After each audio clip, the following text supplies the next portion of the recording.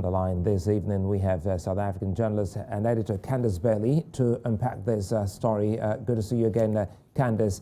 Let's start with today and the commemorations that took place. What has happened today to mark this tragic day?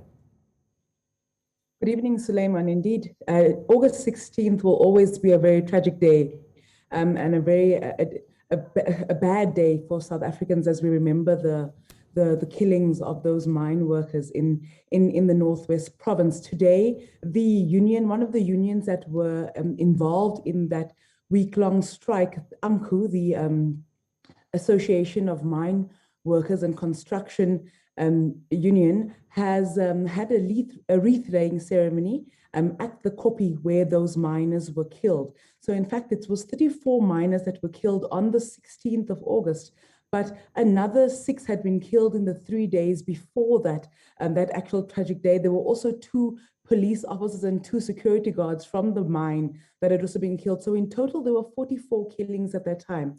But at this wreath-laying ceremony today, it was a hybrid event. We had some people at the actual mine, and the widows of those miners were at the mine, and some people were in Johannesburg commemorating virtually. But what really came out of that commemoration was that nothing really has been done. The widows' lives are still in turmoil. They still are suffering 9 years later. And we had some talks from the Economic Freedom Front leader, Julius Malema, who really said that government needs to be held account for these killings. And another thing that came out of the proceedings today is that they actually called for a public holiday for August 16th to be declared, a public holiday, so that we can commemorate these deaths and this tragedy. You know, I think you're not far from what some of these, South Africans are asking, talking about a commemorative day in honor of these people. But again, it would seem as if, the pain is still there. And 9 years down the line, none of the political figures responsible have been brought to justice. But again,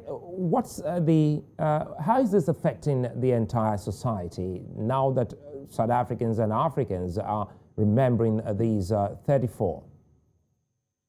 I think one of the most significant outcomes and the most significant impacts on society is the fear of police and the lack of trust, public trust in police. And as a result of the accountability, also the disdain for government processes not actually holding anybody to account. The public trust in police is obviously a very real issue. You would have remembered earlier this year, we saw police gun down an innocent bystander in a student protest in Johannesburg. Mthokozisi Mtumba, we reported it on News Central.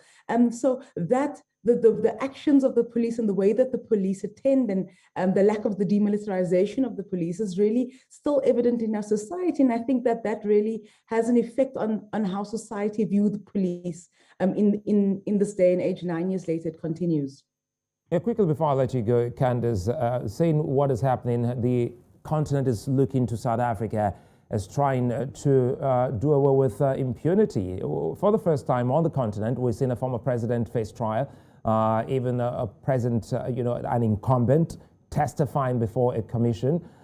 What's the difference between political, issues like we've seen with the state capture and what we're seeing with the police? Are they above the law in South Africa? It may appear that they are above the law. One of the things that came out of following the massacre, which I had failed to mention, was that there was a Farlam Commission of Inquiry into this massacre. And that Commission of Inquiry had been established just about 2 months after the massacre in October 2012. And it was a 3-year Commission of Inquiry that ran, there were 300 days, a multitude of witnesses, a lot of testimony that came forward. The Farlam Commission had also then made various recommendations that needed to be followed up.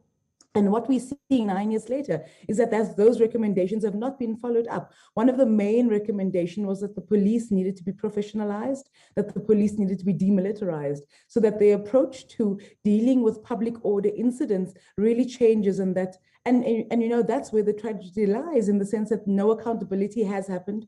The police have not changed. There have been some of those measures that were recommended from the Farnham Commission have taken place, in the sense that the police do now have more regular discussions about public order issues and how public order issues are dealt with, but still we are not seeing the overall police reform and the transformation of the police that we seek and that we need in our society for them to be able to deal with South Africans in a professional manner. Many thanks for your time, South African journalist editor Candice Bailey.